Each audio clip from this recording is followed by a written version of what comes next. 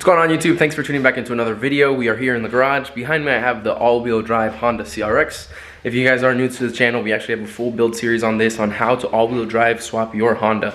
So if you want to go check out those videos and you haven't already seen them, make sure to hit the subscribe and then go check out the series. It's actually a full playlist that we have on the channel before we dive into this. Make sure to go check that out. That being said, we are doing what we said in the end of the last video. We're actually going to get started on the clutch swap for this. So right here, I'm not sure if I mentioned it very in depth why we're going with this exact same disc, but we had put a used comp stage 5 4-puck sprung disc into it before, but obviously it was used and there was a ton of abuse afterwards once we got into the car. Then when we went to go tune it turbocharged, it started slipping at about 320 horsepower. And rather than upgrading, since this does normally hold about 400 to 500 horsepower on regular cars when it's in new, good condition, we decided just to buy another disc. It's only $105, I think, shipped on eBay. And from the symptoms that it's doing, I think that the pressure plate and the flywheel should still be good and in usable condition, hopefully. So we are just going to be switching out the disc. Obviously, once we pull the transmission, we're going to be able to check and make sure everything is in proper spec and whatnot in there. But yeah, so we are going to be using this. I think we got it off of this company, which I've ordered other stuff before, Euro Export. They sell a whole bunch of stuff for a really good price. It actually came with an alignment tool as well, which I have somewhere around there. I actually have like 4 of them over there, so I wasn't worried about that really, but it's nice to have it as well. So yeah, pretty basic. You guys have seen us pull the transmission tons of times, not only on this car, but the Integra and then a bunch of other cars as well on the channel. If you didn't see the last video, that is the bumper that we made. So if you guys want to know how to do something like that, make sure to check it out.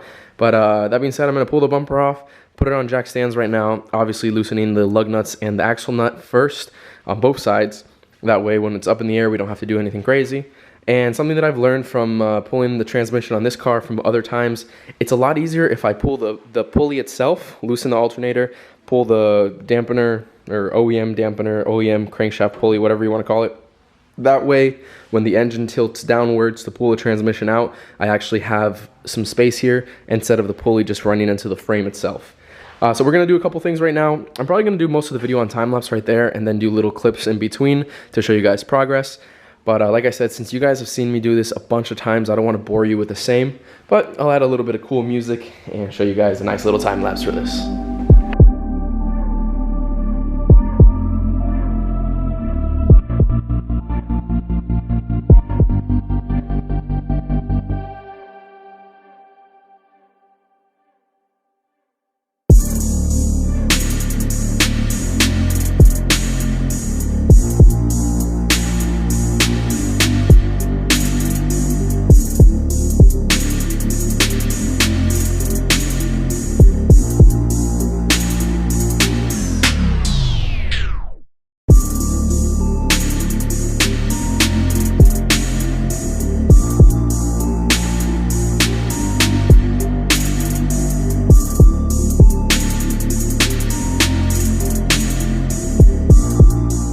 We got the axles pulled out, the forks, the half shaft, the pulley, the radius rod for the traction bar and whatnot. We also pulled off one of the intercooler pipes, which just gives us a lot easier access down below. And while it was off, I picked up some wrinkle black paint to match the valve cover and got it all wrinkled up. And I figured I might as well start on the intake removal because I'm going to be painting this as well. Really simple. I didn't want to take apart the whole fuel system, but basically for the fuel system, I just pulled the injectors off. Or actually kept the injectors onto the rail with the line and everything. Nice and simple, nice and clean. Actually, now that I'm looking at it, I might need to take the fuel filter bracket off just so I can slip the intake manifold off. But I have all the bolts taken off except for this nut right there, just holding it in place right now. And essentially what I'm going to do, I'm going to wrinkle black it and it'll look a lot more uniform because I know it already looks weird with the black and the red engine base since the car was originally red from the factory. But the blue just made it look so awful. It just didn't fit at all. So I'm sure that it's going to look 10 times better in the engine bay. And yeah, it'll just aesthetically match the other wrinkle black stuff that we have in the engine bay. Kind of messy because one of the hoses broke when I was taking it off. And I didn't have 100% of the coolant drain just because there's always some that lingers around. But yeah, it ripped right there as I was taking it off. But it's okay. I'll just cut it to length afterwards. While I have this all taken apart and exposed, I can actually clean up some wiring as well. But there you can see the intake manifold is off. I have a new gasket that I'm picking up from Advanced Auto Parts tomorrow. Should be there. I think it was like 16 bucks or something. But there's the manifold in all its glory taken out. So I'm gonna do little stuff like take these ports off, or at least mask around it. I don't care if it's 100% painted on the fittings themselves, but around it I want it, you know. And I'll take the little O-rings out right there and clean up the surfaces of the outside so I can get a nice adhesion once I spray this. So yeah, I'm gonna start on that right now and be able to shoot it in just a minute.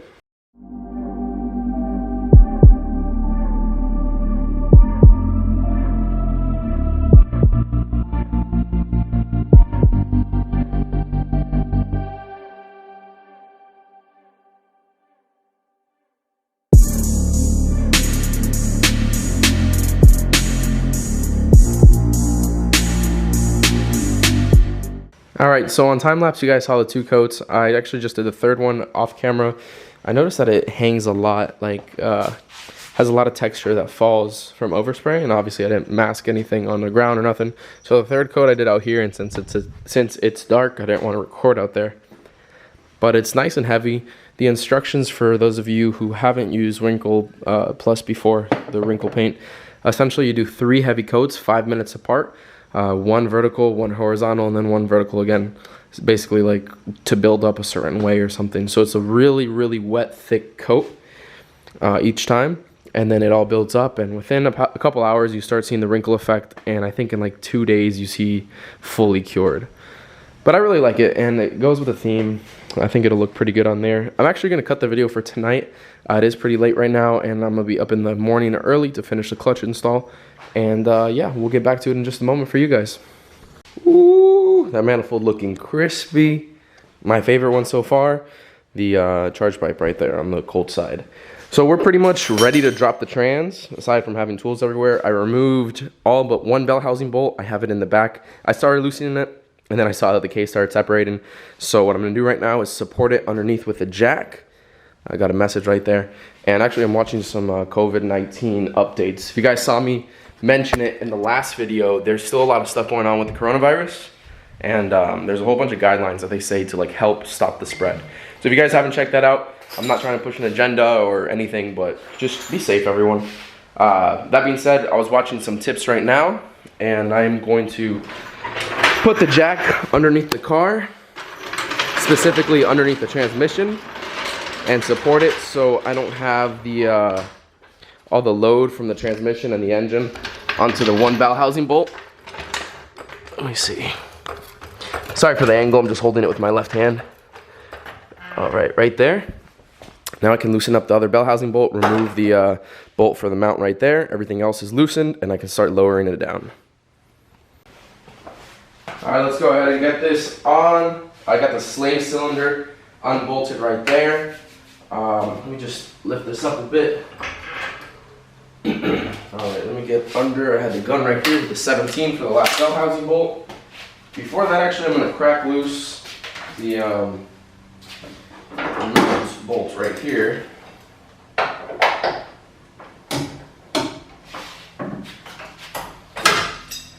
It's cracked loose right there.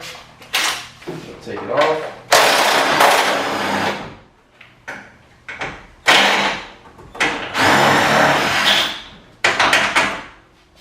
Bolts off. Let me get underneath and take the bell housing bolt off. Oh, that's going to be an issue. Let me lift the car. Man, that's not going to be good at all. So basically I have the wastegate is going to hit the blow-off valve right there. That could have broken a lot. Let's see if I can show you guys on the camera. There's this 1 bolt right here. Well, whatever you want to call this. As soon as I lowered the engine down, that was going to smack it. Woo, that would have been bad. Because the intercooler is hard mounted to the body, and obviously the wastegate is hard mounted to the engine. So that would have been very, very bad.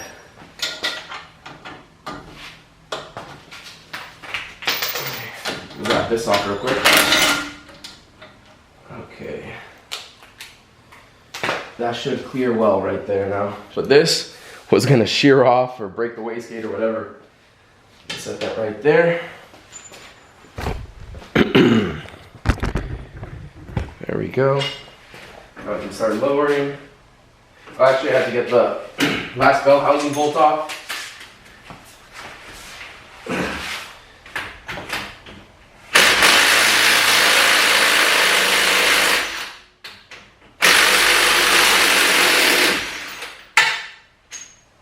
Okay. Start lowering that. Oh my god, I completely separated already. Do I have that unplugged? Yes.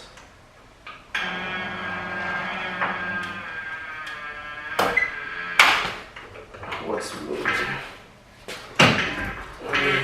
Actually, I'm gonna take that hose off. Get a flathead. Huh, went a lot easier than I thought it was gonna be. Just pull it off the jack.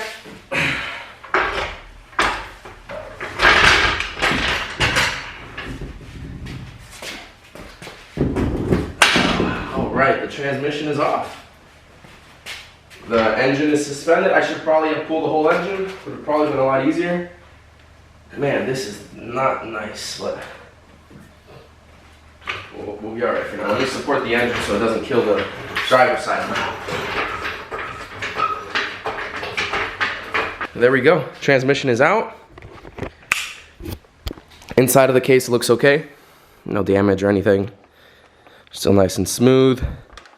Put it into gear. See the diff moving. Transfer case moving, obviously. Everything seems to be good over here. I have to weld something on here and then take this bolt out because it completely stripped itself on the inside of that Allen bolt. But aside from that, not too bad. Nice. Let's get ready to check out this clutch. It's right in there. I'm just gonna zap off all these pressure plate bolts real quick. Real simple. You guys have seen me do it in other videos. But yeah, I'm gonna zap that off real quick and look at the disc itself.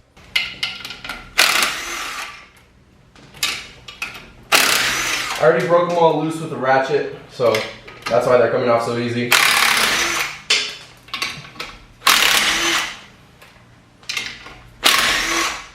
Alright, that's all the bolts. Now it's on the dowels. Okay.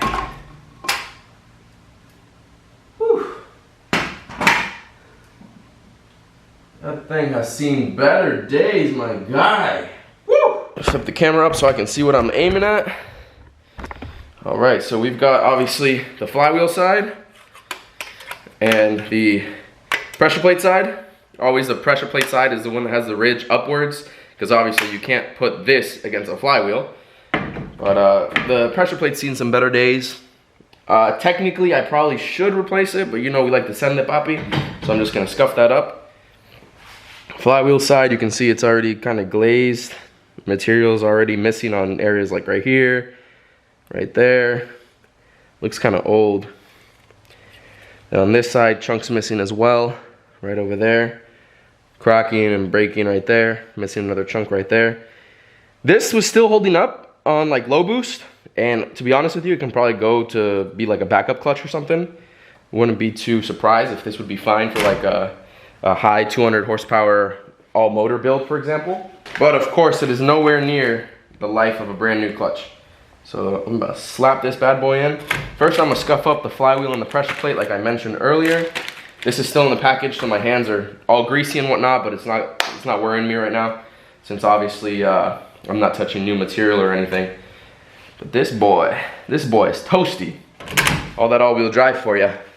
Alright, boys and girls, we are over here on my workbench, which isn't really a workbench. I'm just putting on a quick set of gloves, you know, coronavirus things. And I've seen pressure plates beat up a lot worse than this. And this one isn't even that bad. You can't really catch a finger on the groove. Now, I know a lot of people in the comments are gonna be angry at what I'm about to do. And a lot of other people are gonna say that they've done it themselves. So, that being said, what I do, got a little 400 grit sandpaper, just my go-to for this kind of thing. Spray a little bit of WD-40 on there just to lubricate and have kind of like a wet sand. And go to town. Now, the ideal way of doing this, if you're actually trying to surface it correctly, is to do it on a lathe. What I try to do is keep it as even as possible, just by like, I mean, you can't really get that even when it comes to doing it by hand, but it's always worked out well for me. And yeah, it's probably the wrong way to do it, but send it.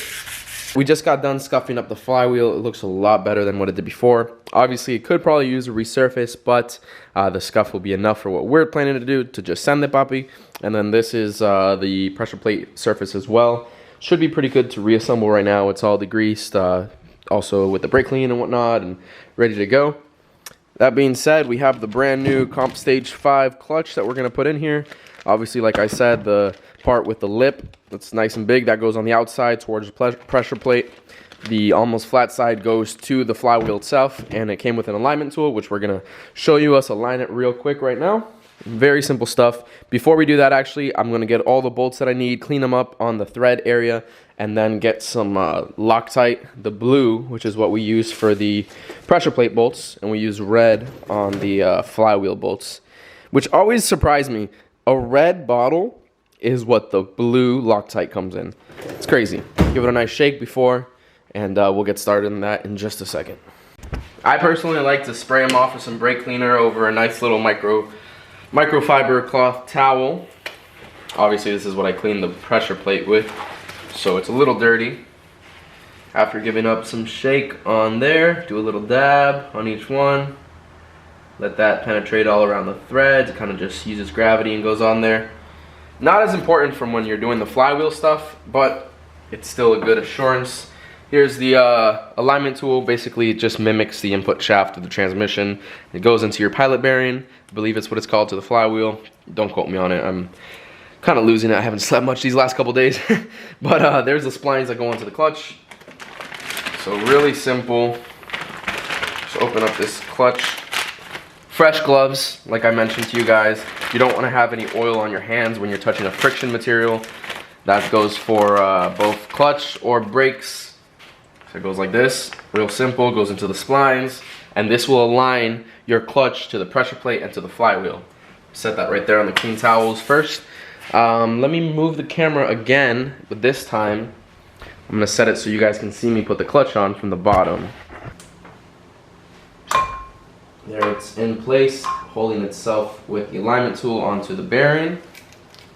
And there are a few different patterns when it comes to the pressure plates. You want to line it up with all the holes onto the dowel pins too.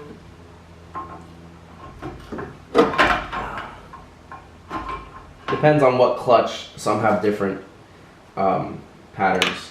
So that one's right there. I know it's in place, it's not bolted up or anything. And it's really important when you're doing this to actually do it in the sequence. So just like anything, like a head studs, or when you're doing the flywheel as well, you want to basically do a crisscross pattern, or when you're doing your lug nuts as well.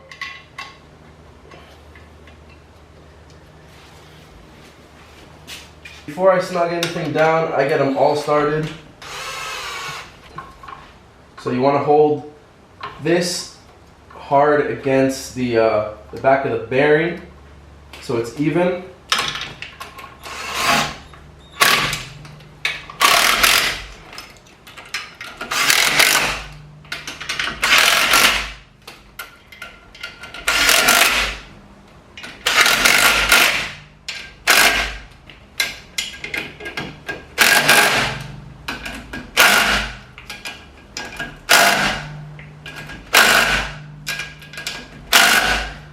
Now, I know a lot of you guys will be mad in the comments that I didn't do the correct torque spec on there, but that's what I've done in my experience, and it's always worked out well.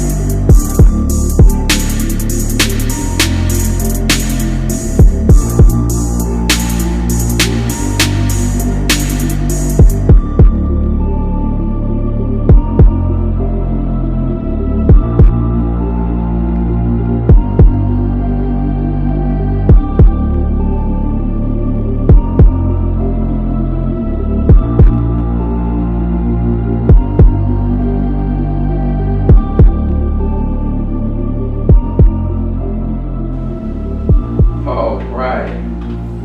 After 2 days of on and off work, the clutch is changed. All right, so the car is back on the ground. I just got done moving the hoist and the engine stand. Cracked open a nice Corona to refresh in the meanwhile. I gotta clean the whole garage. And if you know, it's tradition. Before filling up the cooling system, you give a little sip of Corona to your cooling system, and your radiator stays nice and happy. Garage is nice and clean, all swept up. No oil or anything on the floor. Pretty happy. The car is all back together. Only thing left to do is actually put the throttle cable on as well as the rest of the coolant. I know I just put a little bit right there, you guys saw, but you have to put actual coolant afterwards.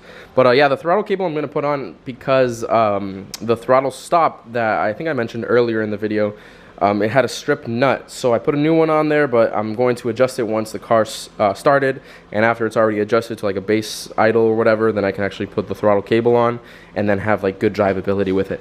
Because sometimes right now the cable will be too tight just to accommodate it, and it'll make it a little bit difficult driving in the city, but once I can adjust it with the nut, then I will be more than good. But yeah, guys, that does pretty much sum up the video for today. We got a lot done. It's been actually a couple days for us over here because we had to go to work, and then with the whole Corona thing, we would be getting off at like weird times and whatnot, and going in at different times as well. Huge adjustment. I hope everybody who's watching this, and then your families as well, have an easy transition into the new regulations and whatnot of what we need to do to actually work with this coronavirus. But with that being said, I hope everybody is in good health and can take care of themselves. Be safe, be careful. Thanks for watching, and if you aren't already subscribed, make sure to hit the subscribe and notification bell, and we'll see you on the next video. Hopefully it'll be the first drive of the new clutch, and we can actually go for a couple rips. Thanks for watching, guys. We'll see you on the next one, and hope you have a wonderful day.